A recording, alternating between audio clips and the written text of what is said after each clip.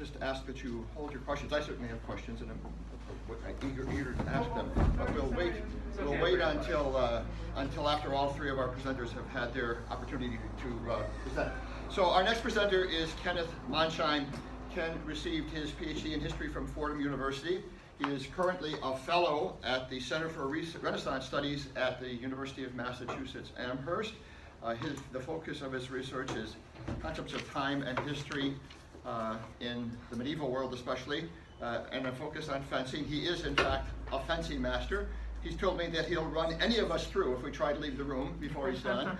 And today he will present on visual devices in fencing books and Western ideas of time. Kenneth, please. Thank you very much. And are we taping? Yes, we are taping. Excellent. So this will be shared with the audience at home because there's actually quite a population of people who are interested in fencing books. And I'll ask you also to indulge me because instead of reading a paper in the standard way, which I find I can't keep my place in it, especially with a very visually oriented presentation as this one is, I prefer to kind of work off my PowerPoint as I do with my undergrads. So as I both teach fencing. I'll be doing the fencing demonstration later at 4:30, which will be enacting some of these ideas, because my essential question or problem here that I'm addressing is, how do you show something that takes place, that unfolds in time and space in the static context of a codex? To give you a little bit of background, fencing books, or Effektbücher, are an increasingly studied genre of literature, and we use the German term both for the Italian and the German representations of this genre. I'll be speaking about both today. Why mainly it's in Italy and Germany is the subject of another paper. And I'm also drawing quite a bit off of a very, very great paper that's by Ellie Truitt gave at Smith College earlier this year, in which she looked at the codex itself as a timekeeping device. So what I want to do here is relate how these visual strategies in fencing books echo both what's going on in other visual devices for timekeeping in books, and also how they are themselves a dialogue that with scholastic ideas of time and timekeeping. So I'll give a little background first on philosophy of time measurement in late scholastic thinking, and also some of the background in earlier codices. And then I'll give some examples in several fencing books and how they use various strategies to depict what goes on and when and how it goes on. So what Ellie Truitt said that really kind of resonated with me is that she quoted Nicholas Cusa's idea of the clock, that a codex contains all times within it. A scroll, here's a Torah, is read unfolding through time, right? You read the Parsha for that time, but a codex you can flip back and forth with. So she especially, here's the full Nicholas of Cusa quote, the idea of a clock, and of course we know Ellie Truitt worked on automata, especially automata in clocks, and the idea that these contain, in a sense, all times within themselves. They're going to reenact the same historical thing over and over again. And Nicholas of Cusa, of course, says that a clock not only shows time unfolding in succession, actually in the mechanism it contains all time within itself as God sees time, which is of course something that you can also find in the earliest Christian theology in Boethius and Augustine. The specific example she gave was of course Eusebian canons, where Eusebius is reconciling pagan history and biblical history and also the Gospels. They're presented to the reader all at once, where you can see the whole thing instead of as just a narrative, think of the Torah Parsha, but rather all time at once. And fencing books kind of have the same idea. Now, of course, there's also a tradition long before the first fencing book, which is circa 1325, of trying to depict time and things that unfold in succession in books. For instance, the Liber Nemroth, which is thought to be Carolingian. There's some debate about the dating, but this idea that you can have star charts and zodiac charts, and this will help you determine times, especially times for liturgical, for liturgy and for saying the hours. here's a diagram from Hildemar, late 9th century, knowing what the hours are in the night and numbering the hours so that you know what the proper time for prayers, and of course using a device, a water clock, to determine this. We'll get to water clocks again in a moment because this all relates to scientific thought. Of course, Easter Computus, here's a diagram, and of course charts of ephemera for determining Easter Computus. This is of course a very grave concern in Christian liturgy, doing things at the right and proper time. Moral value. Here is this diagram of the zodiac, of course, necessary for knowing both the time of year and also by knowing which zodiac sign is passing overhead at night, what the hour is in an absolute sense, not in the growing and shrinking relative temporal hours. And of course, this is Macrobius's commentary on the Dream of Scipio, where basically it says if you're good, you go to heaven and become one with the stars. Very easily Christianized message. And then, of course, if we start getting into the history of science, this idea of number and mathematical timekeeping. This, of course, is a copy of the Alchemist, Ptolemy's work from, I believe, the 3rd century CE, which, of course, was recopied into the Arabic and thence transmitted to Western Europe. And, of course, it's determining hours and things like, and it's determining positions of stars, planets, what have you, via geometry. That is the enumeration of objects in space and time. Most people, of course, didn't read the Alchemist, but they did read the Sphere by Johannes de Sacrobosco, which was sort of a redaction of it, which was much more accessible. It's much more of a practical astronomy, and most educated people would have been familiar with this. So, and of course, this is the sort of thing that goes into water clocks, which we can see as a timekeeping device. But really what they are is they're a device for timing duration, if you want to think about it that way. Not time in absolute known quantities as we think of it today. That didn't really exist. But rather for timing water coming out. And of course, they're trying to make this align with the stars overhead, which of course is the truest, thought to be the truest motion we can know in this world. In terms of the theorization of time, well, of course, the person who explained the physical world par excellence was Aristotle, and Aristotle particularly says in Physics 4 that time is something that we can tell from movement. We cannot know that time is passing unless we observe movement, and he says, quite notably, time is just this, the number of motion in respect to the before and after. So keep that in mind. If we have number, we have something that can be divided, something that we can play with. This, of course, very well, of course, is going to accord with Christian orthodoxy. Augustine says very much the same thing in his Confessions. Here he's talking about, well, what would happen if the sun doubled in its pace with the sky? Well, then a day would be half as long, but we'd still call it a day. That really all measurements of time are relative. So we have here this idea of seeing all times at once, but then also how do we measure time? So we kind of have these kind of two opposite, or not opposite problems, but these two complementary problems. And of course, these things get synthesized and put together in late scholastic philosophy. For instance, here's Jean Buridan, circa 1350 to 1357. He's asking, well, how do we know things? How do we know time passes, and how do we count things? So he's got 5 ways of knowing quantities, because of course, if the late scholastics, the Mertonians and others, are somewhat obsessed with the idea of measuring. So something that's intrinsic, we can count it successively. Something that's extrinsic to it, and by proportion. And of course, lastly, and most important for our purposes, by proportional division. That if we want to be able to tell time, then we can divide it proportionally. So this is sort of the intellectual background, right? This is the last one that tells us the medieval ways of knowing time, the relative proportions of known durations. Of course, what's the duration that we should overwhelmingly look to, of course, was the transit of the stars in the night sky, which was the most regular motion they could think of, and it was thought to be secondary only to the revolution of the outermost heavenly sphere, which of course was invisible, but of course that which was moved by the Creator himself. So because in keeping with nominalist philosophy, of course, there is no sort of Newtonian absolute time as Newton conceived of it. Time is only a passio, an accidental of things moving in this world. So Buridan actually gives some ways in which this, in which people use proportional division to tell time. That common people can tell time by the sun. If you're working on something, by the amount of work you've completed. Clocks, of course, it's creating a moving object with a drivetrain in order to tell time.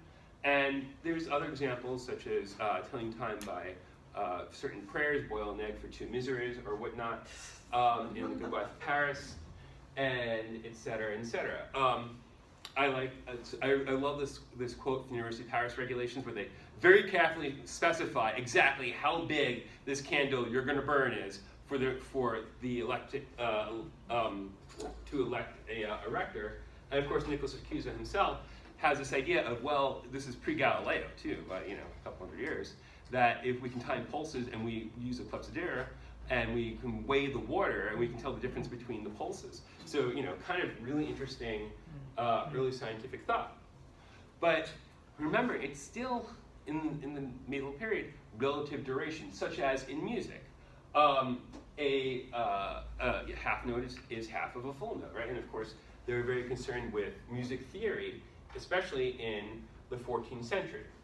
What's the relation of this proportional division to timekeeping? Here's a German woodcut. You can see here the figure is measuring a line, but he's holding in his mind, that is his hand, this geometrical figure, which is a piece of the larger Platonic form being dangled down by this saint-like figure. And this idea that you can measure time in the same way with dividers is very explicit in especially Italian fencing treatises. So this is from Bartolomeo Dardi, 1464. He says, art of fencing is nothing other than just measure. And he also merits a post in astronomy. He was seeking both the post of geometry and the post of astronomy, because astronomy is, of course, geometrical, because astronomy is number in space and time. That geometry is number in space, and astronomy is number in space and time. And this is seen in the 1480s. Here's Filippo Vadi's fencing treatise of the 1480s to get into ideas that he's got a pair of dividers over his head. I am a sextant that can divide, O fencer, heed my reasoning, since you will similarly measure time, proportional division, very according to late scholastic thought. And then Vadi gives us this doggerel verse in which he says, geometry divides and separates into infinite numbers and measures. The sword is under its purview, since it's useful to measure blows and steps in order to make the science more secure. Fencing is born from geometry. And then, of course, he talks about music. And in any number of fencing books, they throw in dividers. There you can see them over the top. Oh no, I'm sorry. There's none in this one. Let's go on. But in many, many others, here, Geronimo de Carranza, pair of dividers, on the top right. Here, Giacomo de Grassi, pair of dividers. Few other examples. So, we have the theorization, say that we need to theorize time. But how do we depict this? How do we depict actions that take place in time in a useful way? And there's quite a bit of experimentation in this. So this is the earliest known fencing book. This is Tower Manuscript 133. It's in the Royal Armories. It shows a priest and a student and a woman named Walpurgis going through fencing actions with sword and buckler. And I'm going to point out this cross there, that sequences of action. So it gives various plays, various things you can do from various positions. And then it starts over, and then it goes to the next position, and it goes to the next. And all these sequences of actions, much like a liturgical book, they begin and end with these crosses, because that's, that marks the beginning and end of the passage in liturgy.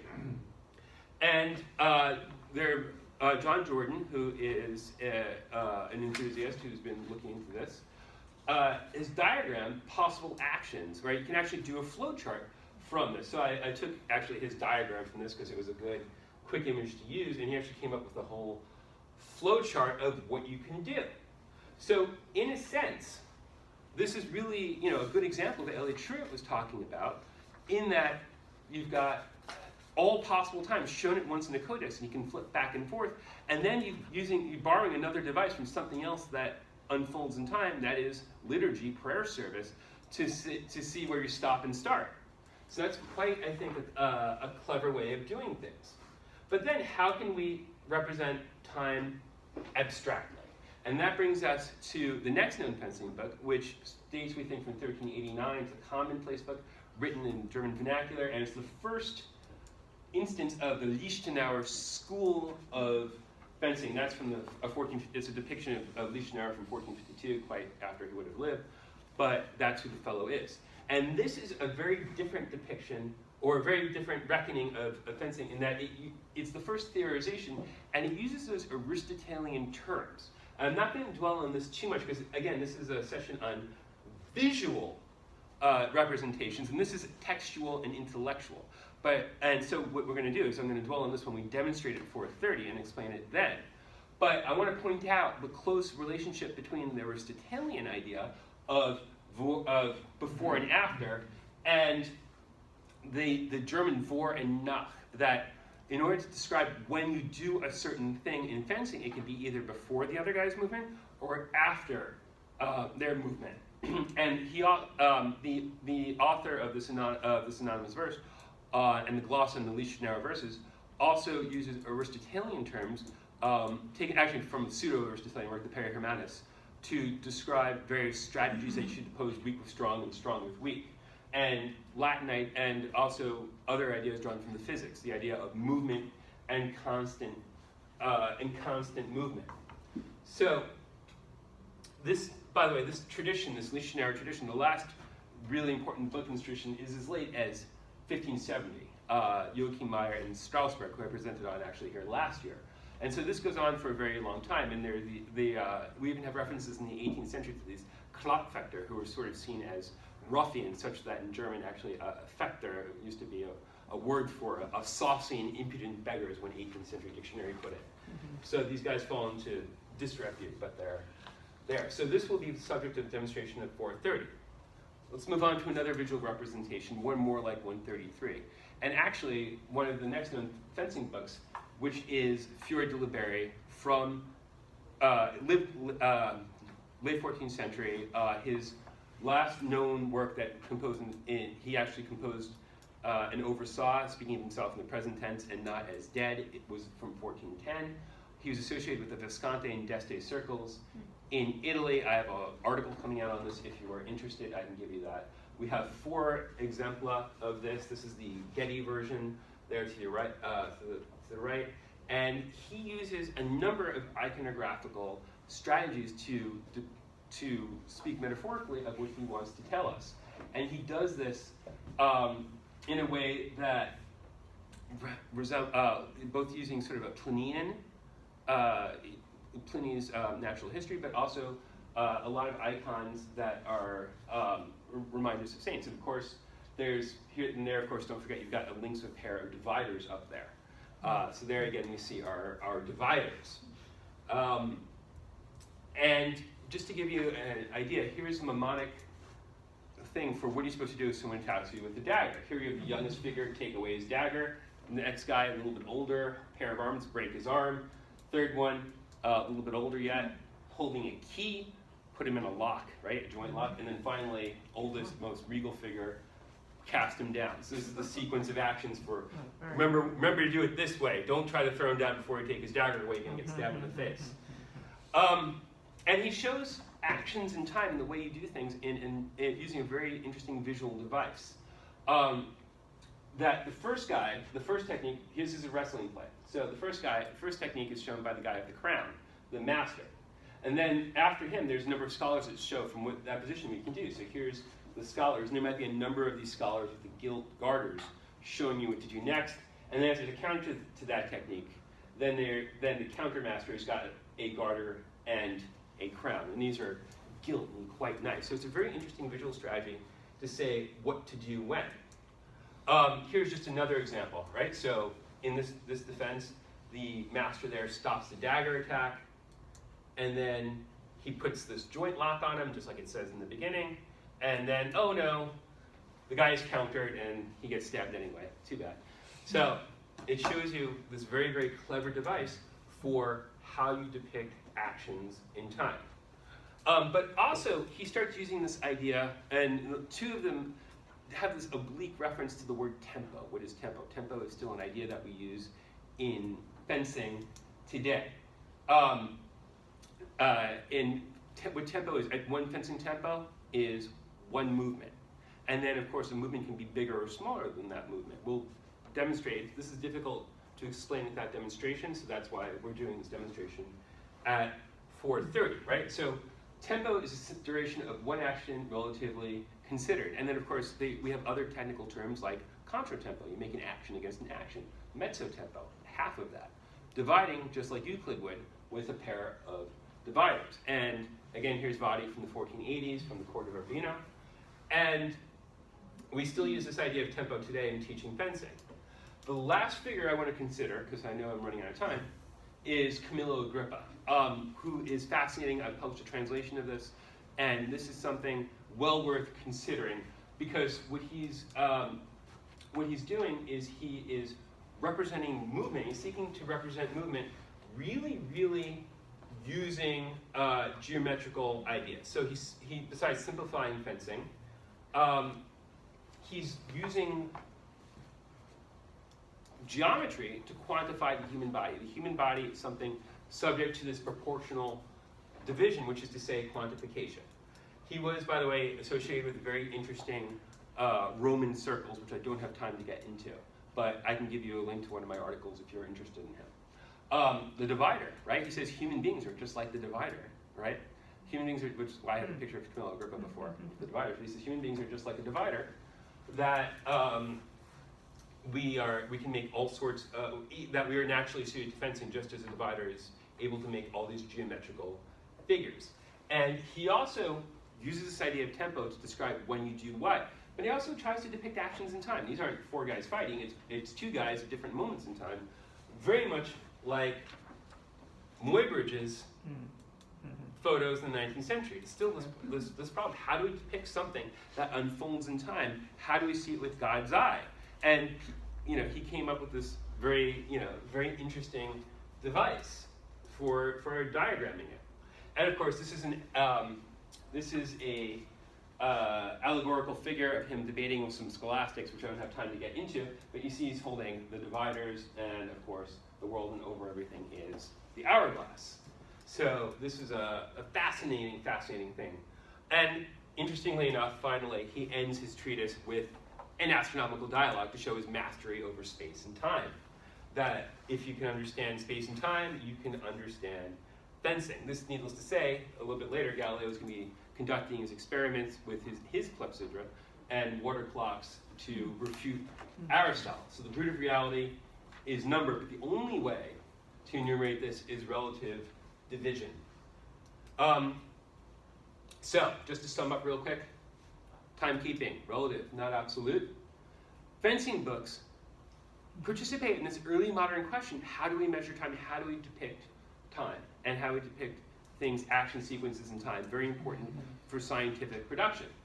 And so, following the Zissel thesis, we can see these as a productive collaboration between craftmasters and academics.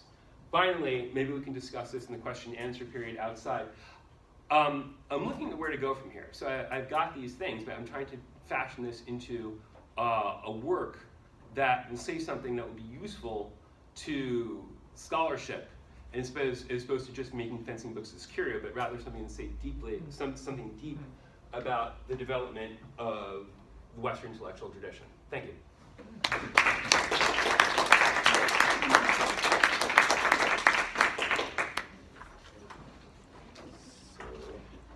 Lights off? Either way, I have pictures. So. Okay. So thank you, Kenneth. Our next professor is Angela Weisel. She's professor of English at Seton Hall University